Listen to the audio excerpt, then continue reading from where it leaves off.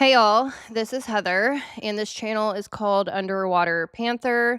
The work I do here sits at the intersection of astro-psychology, moral cognition, shadow integration, and cultural power dynamics, individually and collectively.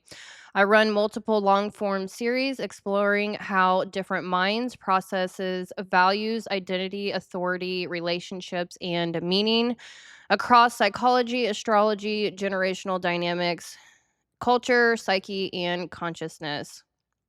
Now, I am working on my moral cognition series, and I am having to break this section of polarity within the archetypes. I am ranking the most masculine archetype to the most feminine. I'm having to break this into many multiple videos. Each archetype is taking me about an hour to discuss. So they're hour-long videos, and I really don't feel like posting a 12-hour video here on YouTube. I don't think that's very smart. It's extremely time-consuming. And so, um, that is what's happening. And so I am kicking myself in the butt because the first two, Capricorn and Aries, didn't do an introduction, so I'm going to have to splice in my other one that I created on my other video, not realizing how long this is turning out to be. So I'm going to go over the ranking transition.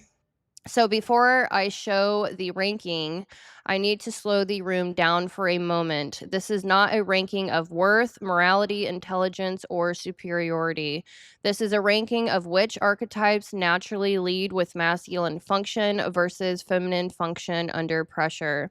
When I say masculine, I mean structure, direction, boundaries, responsibility, consequence, and containment. When I say feminine, I mean integration, attunement, relational intelligence, meaning making, and emotional continuity. Every archetype carries both, but every archetype has a default lead function, especially when systems destabilize.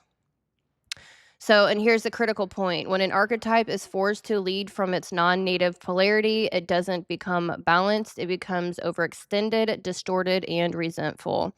So as we move from most masculine leading to most feminine leading, we are not moving from strong to weak. We're moving from structure first minds to connection first minds, each carrying moral weight differently and each breaking differently when overloaded. With that clarification, let's look at what healthy. Okay, so I'm not gonna get too deep into that. I already did that in the main video. All right, so the correct ranking. So I've been working on understanding polarity dynamics for the last 10 years. And so I did make a video on this. I think it was like 3 years ago. I made a video about the first 5 most masculine archetypes. Now, I have kept most of them in the order that I have always thought that they were at, but there are a few that I've changed around. Now, I do study every single day. This is coming from a crap ton of research. It's coming from watching a crap ton of other people talking about this, especially professionals. But this is also based on life experience. I've done over 200 birth charts, dealing with people's, individual birth chart, relational and marriage, relationship charts, as well as children charts. So this is from actual lived experience, knowing a lot of people. I do work with my job. I call it a playground of personalities. So I do work with many different kinds of people, different ages, young to old. So I do know a lot of people, and I just wanted to, relay that as where I am coming from here. So the current ranking order I have is Capricorn ISTJ, because of Saturn containment and consequence, Aries ESTP, Aries initiation, force of action. Number 3, most masculine, Aquarius or INTJ, due to structural ethics and systems direction. Leo ESFP, number 4, visible leadership and morale direction. Number 5, most masculine, Sagittarius or the ISTP, due to meaning direction and doctrine pressure. Virgo ESFJ, number 6, standardization, corrective containment. Number 7, most masculine. So now we're starting to get into the more feminine. Scorpio, ENFP, power, containment internally, and control risk when split. Number 8, Gemini, ENTJ. This is going to trigger most Geminis, and Aries will probably be triggered the most. I am assuming Libras will also be triggered the most, so I am bracing myself for those comments. It's totally, totally fine with me. So Gemini, ENTJ, most people put Gemini as the top 3 masculine. Now, my understanding at this point, due to studying psychology, astrology, and hermetic principles, Gemini is the androgynous bridge. So that means they are considered the twins. They oscillate. So they can look masculine when detached and feminine when attuned. So they are very androgynous in their nature. And number 9, we have Taurus. I always get this one, ESTJ, is that right? ESTJ, I believe. I don't know why I didn't write that down here. Related to challenge myself, honestly. Relational governance. Oh, I'm sorry. Taurus, yin, stable but outwardly quiet authority through consistency. Number 10, Libra, ENTP, relational governance, harmony first outwardly. Number 11, Cancer, ENFJ, protective containment but feminine leading via emotional safety. And then the most feminine, we have Pisces, INFJ, dissolution, unity, and compassion first. So that is my order currently, and I will be posting this book. I am pulling from 2 different books right now. I just do that. I start a project and I end up adding a crap ton of information, and so I've got 2 70-page books here that I am working on combining together, and I will upload this as a book. So we're dealing with number 3, most masculine, Aquarius, or the INTJ. That is where my actual Mercury is. 11 degrees Aquarius in the 11th house. I am an Aries rising. Most of my personality is Aries rising, 0 degrees. Capricorn, stellium, moon, Saturn, Uranus, midheaven, Neptune, 10th house, and Aquarian mind. So, as you can imagine, I am a very masculine. And that is why I have so much personal investment in studying this topic, polarity, individual polarity, masculine, feminine, as well as collective power dynamics between masculine and feminine. I am extremely heavily invested in this topic, and you probably won't find this information laid out like I have. And so, yes, that's why I'm here. All right, so number 3, Aquarius or INTJ, third masculine archetype of the 12, combining astrology with psychology, the systemic masculine intelligence, the archetype that protects the future. Why Aquarius is ranked third. Why systemic intelligence follows containment and impact. Containment was Capricorn. Containment, Capricorn, number 1, masculine, number 2, Aries, impact. So Aquarius does not come after Capricorn and Aries because it is weaker, softer, or necessarily less masculine.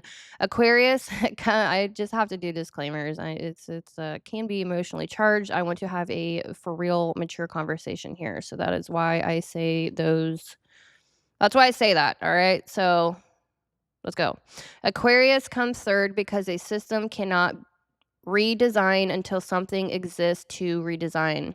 Capricorn decides what survives through endurance in systems. Aries decides what begins through initiation and impact. Aquarius decides what must change so the future does not collapse.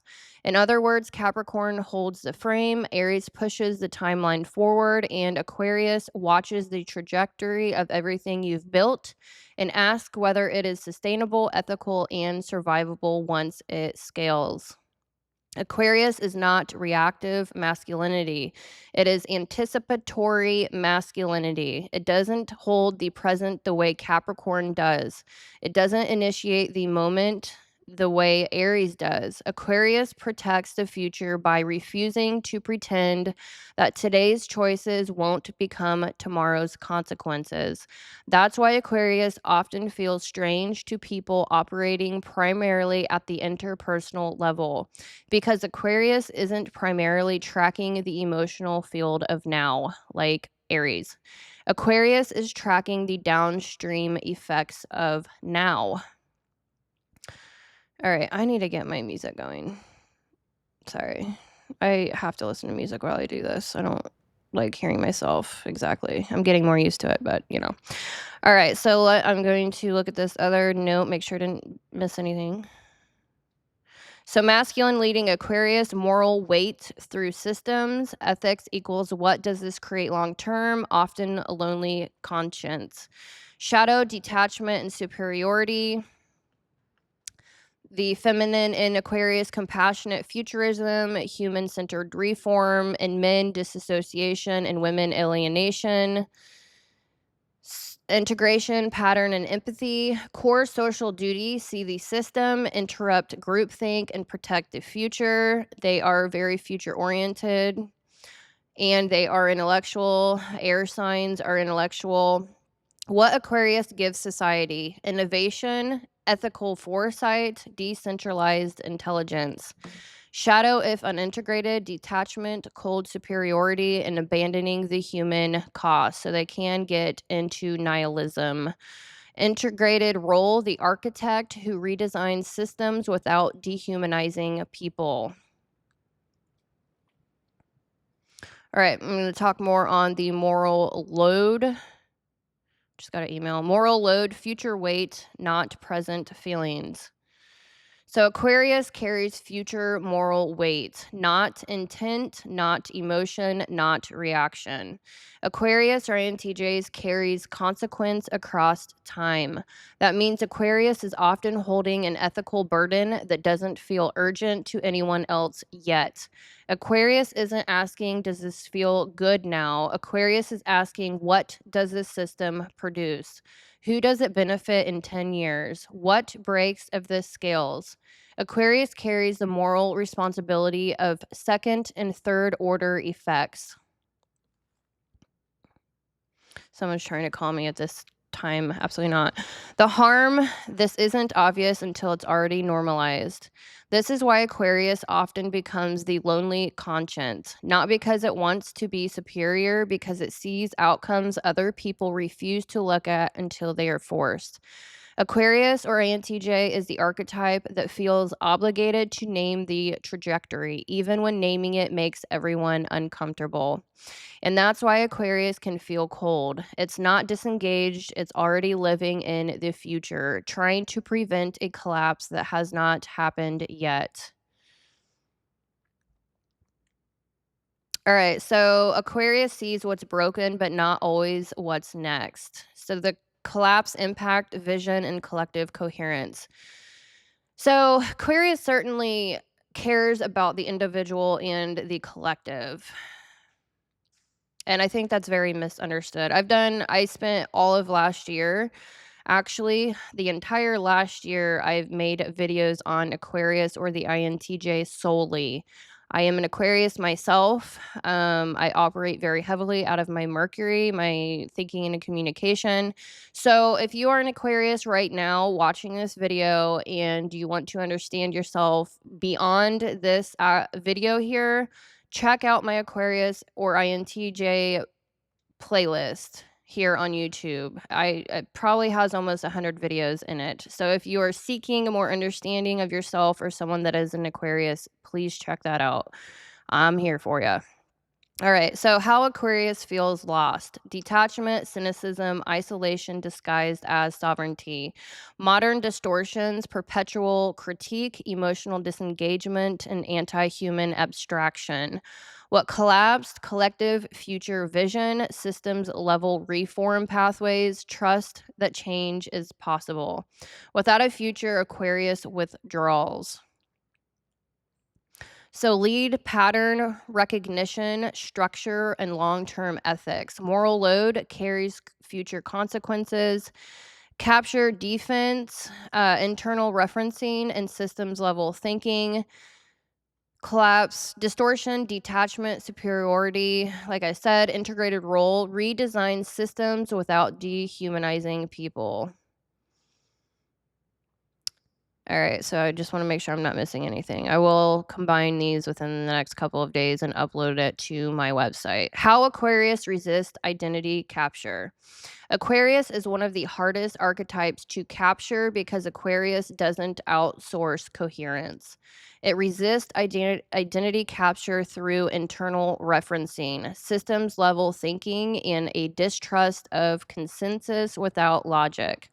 Aquarius doesn't ask, do people believe this? It asks, does this system hold? Aquarius doesn't accept truth because it is popular. It accepts truth because it's consistent under stress. This makes Aquarius resistant to propaganda and hard to hypnotize emotionally because emotional hypnosis requires a person to surrender internal referencing for external validation. Aquarius is allergic to that. Aquarius will tolerate loneliness before it tolerates incoherence, but the same resistance can curdle into withdrawal. They are introverted. They're very introverted, FYI. So the demon mode is introverted sensing demon, so they will hurt themselves before they hurt other people. Very deep, dark, can be dark secret of Aquarius, but they do tend to withdraw a lot. When Aquarius is isolated too long, when no one wants to hear what it sees, its internal strength becomes detachment. If I can't repair this, I will leave it. That's the point where Aquarius stops trying to build and starts merely observing. Aquarius is one of the hardest archetypes to capture. It resists identity capture through internal referencing, systems level thinking, and distrust of consensus without coherence. All right, so I think I hammered that pretty well. I'm going to toggle and make sure I didn't miss anything.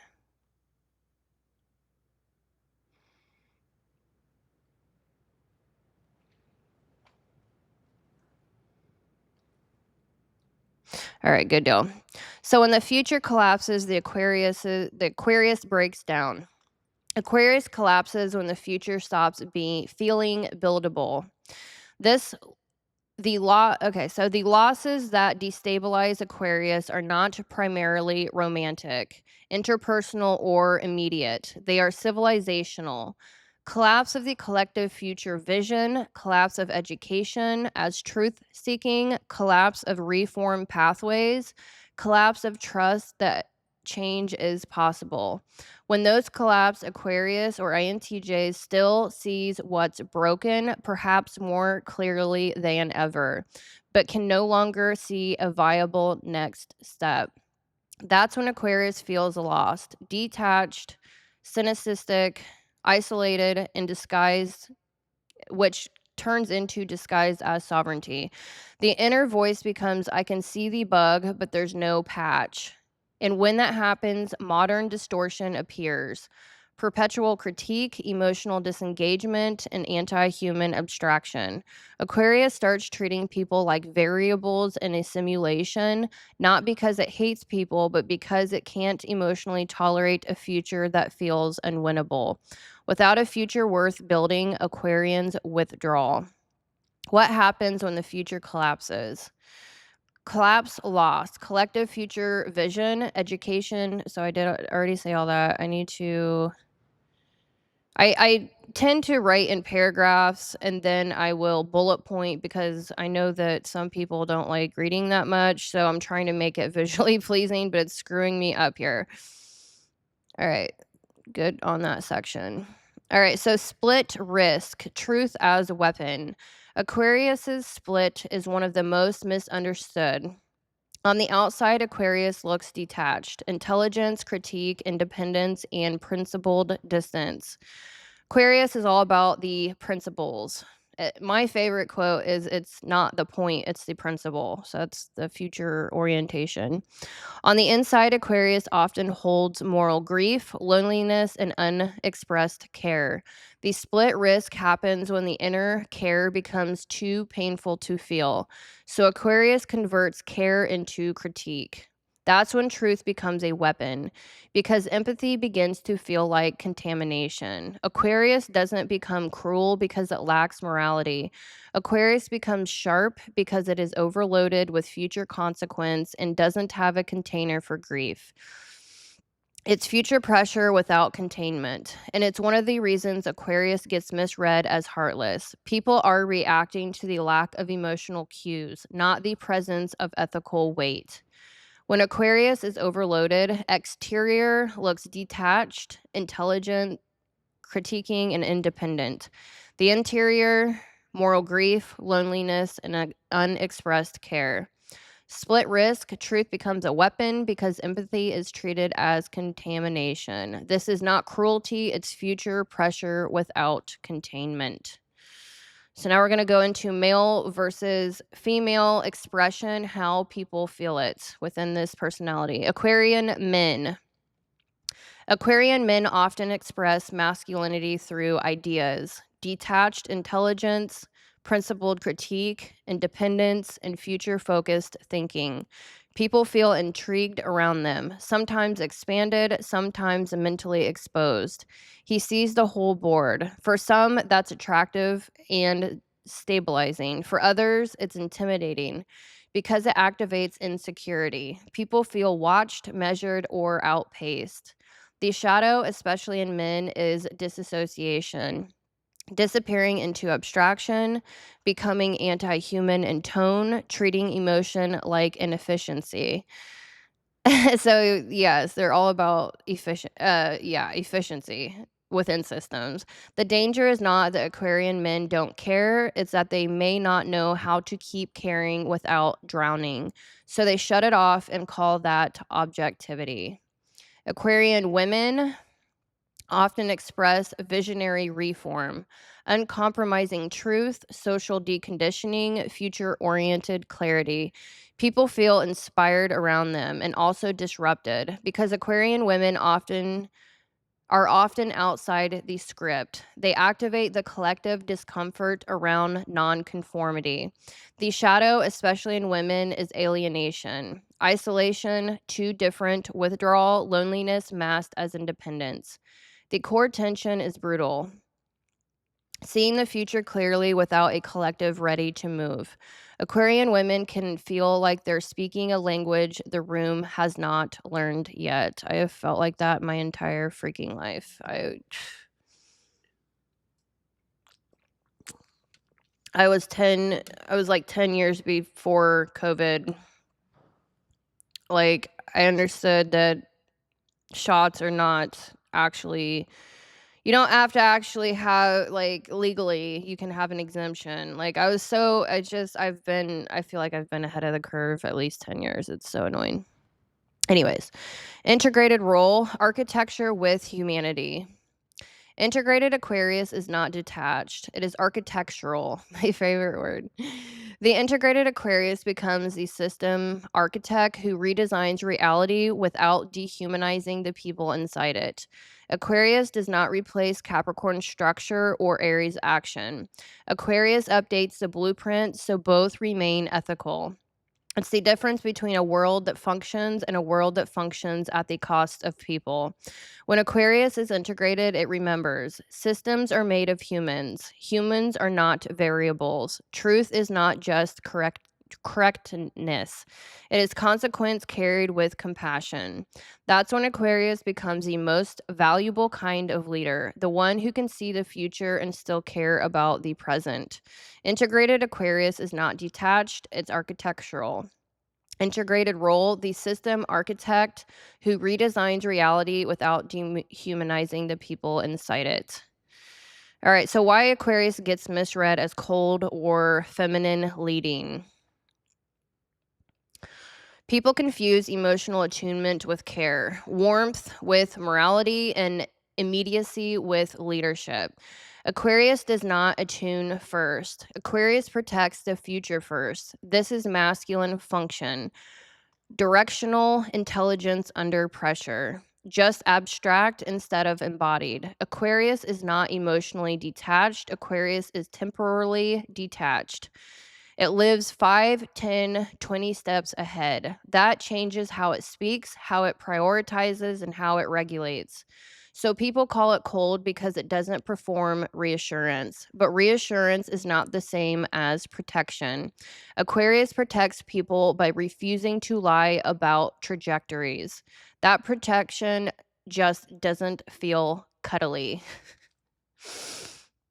All right, so overview how Aquarius thinks under pressure. Aquarius cognition is top down and future oriented. Pattern, principle, system, consequence, redesign. Where Aries moves reality and Capricorn holds reality, Aquarius recodes reality. This is why it often feels inhuman to people operating at an interpersonal level. So now I'm going to get into the 4-point cognitive and planetary architecture. Why Aquarius is masculine leading but feels distant. Aquarius is not emotionally detached. It is temporally detached. It does not live in the present emotional field. It lives in the future. All right, so we are going to start with introverted intuition hero with Saturn and Uranus here. So Saturn is the see, which one was it? Yeah, Saturn was the first ruler, and then they added Uranus. So some people don't use the outer planets as rulers. I totally understand that. I am not that person. I just am not that person. So I'm not trying to be new age, modern, whatever. I care about origins, man. Like, it freaking matters. All right. So anyways, sorry. Yeah, I'm just not going to tangent about that. I'll still listen to you if you don't use the outer planets, but I am not that person. All right. So NI hero is Aquarius's or introverted intuition is Aquarius's core engine.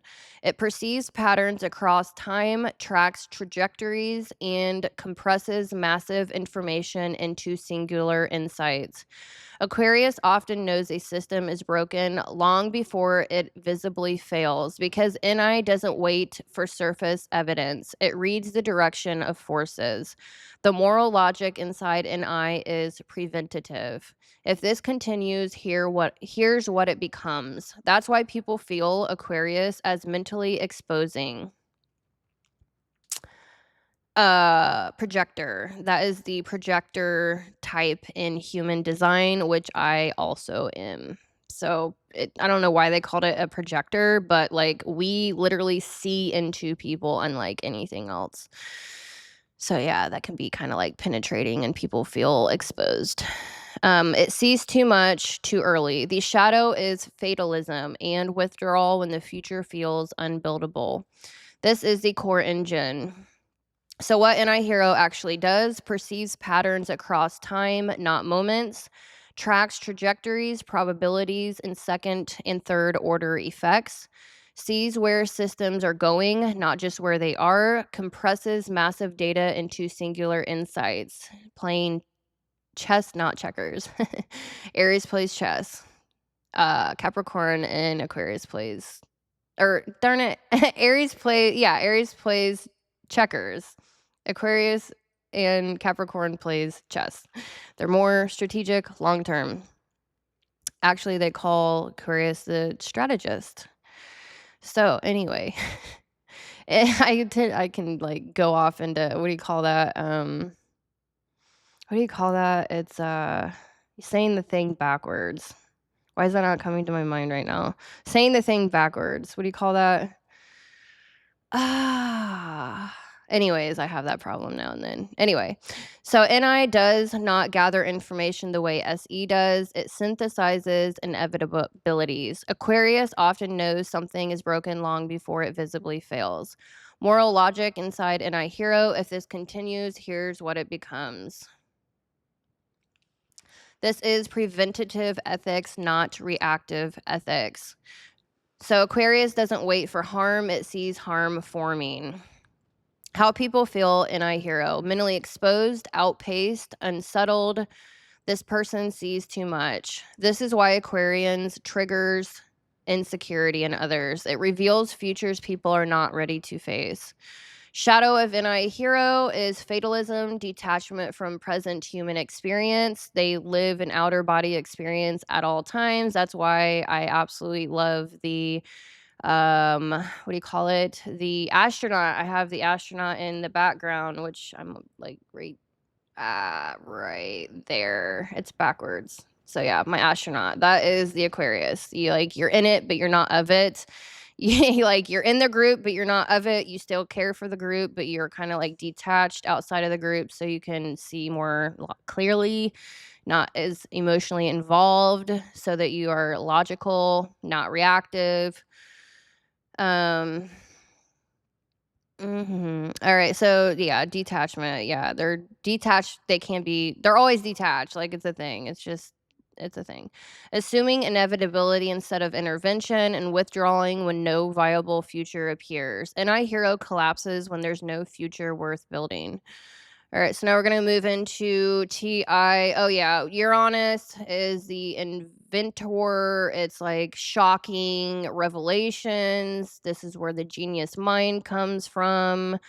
It's very wild that you have Saturn and Uranus here because they are very opposite. Saturn is slow moving, structural, has boundaries. Uranus is very shocking and inventive. It's wanting to shock systems. Yeah, it's very wild, absolutely wild. All right, TI, parent, Mercury, and what do we have here? Neptune. Neptune and Mercury with extroverted thinking parent. All right, so we have so evaluates systems for internal consistency. It rejects contradictions, prioritizes coherence over consensus, and enforces principle even when unpopular. Aquarius doesn't ask, does this feel fair? It asks, does this actually work without breaking later? That's masculine cognitive containment. Principle as boundary. People feel judged intellectually because TE holds a high standard of coherence. The shadow is superiority and logic divorced from lived humanity. So this is Aquarian's ethical backbone. Or you can say also introverted feeling is morality. We have both, but Aquarians are led by morals, their own morals, but they also have extroverted thinking parents, so they feel very responsible for making sure systems are efficient and not just now for long term. They want to make sure things are good for long term. Are we doing this efficiently? Are we doing this? It's like ethically as well. They care about the individual and the collective, unlike anyone, and they're so misunderstood. All right, so what? All right. So expresses morality. How do they express the morality? Through logic, through refusal to comply, through principled dissent, through structural critique. Aquarius doesn't moralize emotionally, it audits reality. How people feel. TE parent. Judged intellectually, destabilized, small. My logic doesn't hold up here. This is why Aquarius is labeled as arrogant or cold. It won't pretend broken systems are fine for the sake of it. So the shadow here can be superiority, dismissiveness, logic divorced from lived experience, treating people as variables instead of humans. Now we have FI child and the sun in left field, silent moral grief. FI child is Aquarian's private conscience. Aquarians often hold values deeply, but they do not perform them.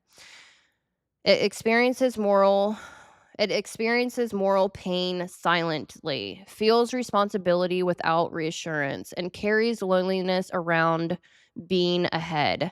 This is, jeez, yeah, I mean, I'm going to repeat that because, man, it just is so deep.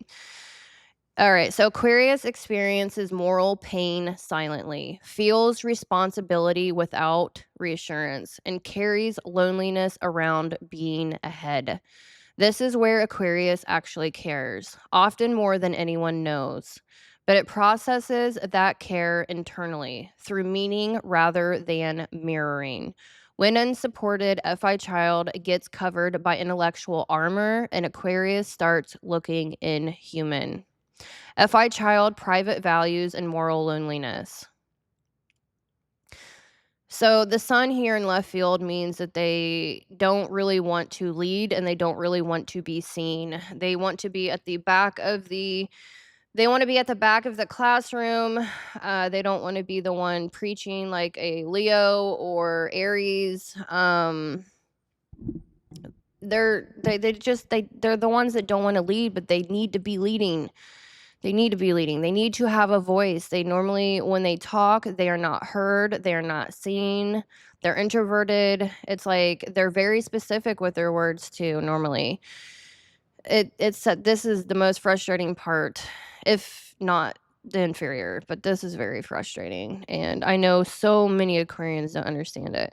All right, so this is the most misunderstood part of Aquarius. Aquarius does have feelings. They are just deeply internal, non-performative, and rarely externalized. What FI child does holds personal values privately, experiences moral pain silently, feels responsibility without reassurance, carries loneliness around being ahead. So I did already say all that. So FI child is where Aquarius feels grief for humanity, frustration at preventable futures, sadness at being misunderstood, quiet hope that things could be better. Aquarius does not process emotions socially. They process emotions alone, internally, through meaning, not mirroring other people. So, how people feel FI child. Uh-oh, my child's calling me. Give me 1 second.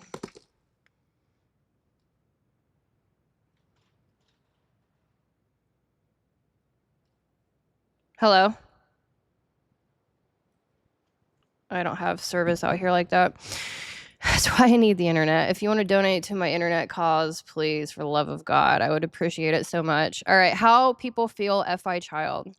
Absence of emotional cues, lack of reassurance, and like Aquarians don't care.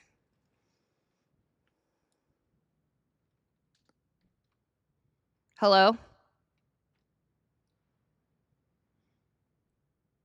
Let me call you back because I'm almost done with this video, okay?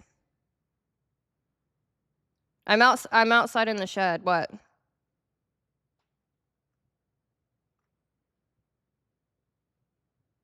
When is your Zoom? I think 11 o'clock. Okay. I'll be in a little bit and we'll go over your school schedule. And probably go get breakfast. I'm starving. All right, I'm doing a video right now. But I'm going to be done soon and we'll go over your school schedule and go get breakfast. Okay? Love you. Bye. All right, I'm totally not editing. I just don't feel like editing. Sorry for that. All right, so anyways, shadow of FI child. So Aquarians often cares more just without emotional theater. Shadow of FI child, moral isolation, withdrawal into an intellectualization, assuming no one will understand anyways, cutting off emotional needs entirely. This is where Aquarius becomes inhuman if unsupported. Now we're going to move into extroverted sensing inferior with Pluto in fall. Weak embodiment. This is where they're having an outer body experience at all times. This is it. Like, we are so cerebral in our heads that it is hard to ground ourselves. I will for real let you know that is the deepest secret of Aquarius, besides the emotional part. Oh my god. All right, SE inferior is Aquarian's Achilles heel. Difficulty staying in the present moment, difficulty grounding in the body, difficulty responding in real time to human immediacy. The pressure feels noisy and inefficient compared to the clarity of future patterns. That can create emotional flatness, delayed reactions, or sudden overwhelmed when forced into immediacy. The shadow is disassociation and neglect of the body. This is why Aquarius needs grounding humans, not more ideas. Okay, so SE inferior struggles with present moment embodiment, sensory grounding, emotional immediacy, and responding in real time to people. If you ask them a question, they will be like, huh? They need time to process, like delayed reaction. Just because Aquarius has delayed reaction to a question or whatever, that doesn't mean they are ignorant. It means that they like to take time processing information. They like to be sure that they are being precise. They don't want to make the wrong like conviction. They don't want to be like, yeah, I'll do this thing. You know, it's frustrating. Aquarius lives in probabilities, systems, future, and abstraction. So the present moment often feels noisy, inefficient, irrelevant, and overwhelming. So, how this shows up: forgetting basic physical needs. I'm not going to get too deep into that. I don't want to embarrass you too much. Emotional flatness in the moment, delayed reactions, and sudden overwhelm when forced into immediacy. All right, so how all four functions work together. NI Hero sees where systems are going. TE parent evaluates whether they should go there. FE child holds private moral weight. SE inferior struggles to stay present in human immediacy. This creates a psyche that leads with future ethics, resists groupthink, carries moral responsibility quietly, feels alienated in emotionally driven environments. This is masculine leading polarity, but abstract and not necessarily embodied. Very cerebral. Why Aquarius is misread as cold or feminine leading. People confuse emotional expressiveness with care, warmth with morality, attunement with leadership. Aquarius does not attune first. It stabilizes the future first. This is masculine function, just not physically or relational masculinity. So Aquarius doesn't abandon people, it refuses to lie about the future. They love humanity, it just won't lie to individuals to do it. All right, so male versus female expressions, energetic impact. Aquarian men expression, detached intelligence, principled independence, future focused critique. People feel intrigued, mentally exposed, diminished, or expanded, depending on ego, shadow, emotional disassociation, anti human abstraction, and disappearing into ideas. Aquarian women, they express visionary reform. I think I already said all this. Uncompromising truth, social deconditioning. People feel inspired, destabilized, or alienated. Shadow, isolation, too different, withdrawal, and loneliness marked as independence. Core tension, seeing the future without a collective ready to move.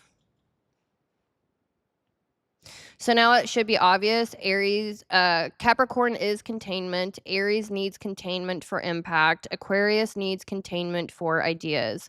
Without containment, Aquarius becomes cynical, truth becomes a weapon, and empathy is treated as contamination. With containment, Aquarius becomes the architect of human future. Where'd it go? Capricorn holds reality, Aries moves reality, and Aquarius redesigns reality so it doesn't destroy us later. Aquarius will dismantle your worldview and still forget to drink water. Yeah, drink your water, make sure you go to the bathroom, make sure you realize that you are a human and not an alien. You do have human physical needs. Okay. Yeah. Am I done here? Yeah, I am. I think I'm done. Okay. All right. So anyway, I hope you enjoyed this video, Aquarius, and understanding your masculine energy, why you're ranked number 3 most masculine. Aquarian women, I think you will highly enjoy this video. Aquarian men, it's great. You're masculine, you're a man, you're pretty masculine. That's wonderful. Aquarius women are more misunderstood. Aquarian, Capricorn, Aries, and Aquarius women, I think they will highly enjoy these videos more because we are very misunderstood, especially being masculine, leading. It is frustrating, and it's also hard to find other it's hard to find, partners that are more masculine and can understand our masculinity, so it's a thing. Anyways, please be sure to like and subscribe. I should probably say that in the beginning of my videos. I don't know why I always say that at the end of my videos, like, duh, like, you should most normal YouTube content creators say like and subscribe in the very beginning, and then they will say it in the middle, and then they will say it in the end, and my wild self is saying it all the way at the end. So, oh well, is what it is. So anyway, hopefully you enjoyed this video. Certainly be sure to like and subscribe. Feel free to leave a comment on your thoughts and feelings. And eventually this will be turned into an ebook. And I will probably put these individual videos within the archetype playlist as well. So you'll find it in the moral cognition series, as well as your own personality series. So anyway, take care, y'all. See you in the next video.